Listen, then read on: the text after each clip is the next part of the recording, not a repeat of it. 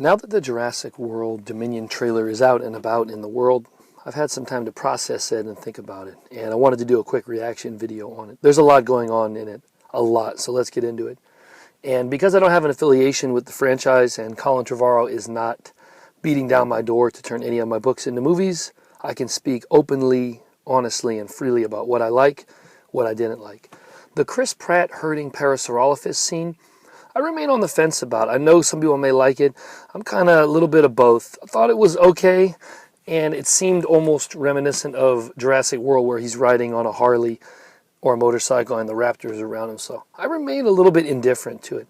The voiceover by John Hammond, Richard Attenborough, was epic, and I've watched the trailer over and over just to listen to John Hammond's beautiful inspirational words again. Richard Attenborough died in 2009. It's been 13 years since he's been alive, and to hear his voice again in the way they did it makes the beginning of the trailer truly epic. I've been watching it for a week just to hear that part again. It's very cool to hear the familiar tune by John Williams at the very end of the trailer. Shout out to John Williams, greatest composer of all time. The Apatosaurus in the falling snow scene. I like this. It has almost a religious feel, dare I say that, a religious feel in that these people seems like they're experiencing something like a godlike deity has come upon their construction site. So I like it a lot. Very cool to see Apatosaurus. The hunting raptors in the snow with the young, I like that scene too, because again, it has John Hammond's epic voice behind it, and the familiar words we've all become attuned to. Life will find a way. It does not get any more epic than that. The visuals and the audio is truly inspiring at that part of the trailer. Now to see Dr. Sattler and Dr. Grant back together again, really amazing stuff to hear those two. It has a Jurassic Park feel to it in that almost it's like Jurassic Park 3 where they're catching up again. So once again, it seems like it's following the trend of 20 years ago where they were at the beginning of the movie and they're catching up. Again, it feels like that. Great to see Malcolm. Really wish they should have showed more of Dr. Wu. Dr. Wu does not get enough screen time. Amazing actor, does not get enough screen time from this franchise. The Therazinosaurus stalking Claire scene I liked a lot. I do not know how accurate the Therazinosaurus will be. It is a strange animal, and we're currently still learning a lot about it, but I really like the forest, the primal nature of the forest. When I picture dinosaurs running around, I picture them in an environment like this Therazinosaurus was in. Primal, primordial, ferns, a dark, scary place. Now, the Atrocioraptors running down the narrow streets in what appears to be Europe somewhere. This is where I have a little bit of a problem with the trailer and sometimes where the franchise is going.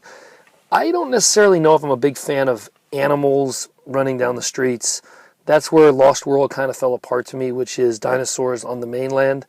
I really liked Lost World when dinosaurs were on the island. I like to see dinosaurs in more of a natural habitat, natural setting. But a little bit about my complaints are, they made the Atrocioraptors way, way bigger than they actually were in real life. So my question is, if they weren't going to follow that, why didn't they just use an animal that was already that size? Megaraptor, Utah raptor, those are very big raptors. I've said this for a long time. They could have used those animals. Now, they made Pyroraptor. Pyroraptor was a small animal, and it looks pretty big in the trailer. So again, why try and be accurate with feathers if you are not going to follow it all the way up? I mean, if you need an animal of size, then use an animal that had some size to it. That's where things become a little goofy for me. Let me know your thoughts on that. I'm just curious on that. The big Carnotaurus and the big Allosaurus scene, very cool to see those two animals. Carnotaurus and Allosaurus. It looks like they're a little bit oversized, what they really would be in real life. I liked it. Despite the fact that it's in some type of big courtyard setting, some big plaza or town square in Europe. I like it a lot. Cool to see those. Very cool to see T-Rex. What more needs to be said about this most iconic dinosaur, Rexy? Cool to see it make its appearance. I hope it plays a role. I talked a little bit about the feathered Pyroraptor. I thought that was just strange in that why not make an animal that's actually that size? There's no point in giving it feathers and making it paleontologically correct if you're not going to follow it along.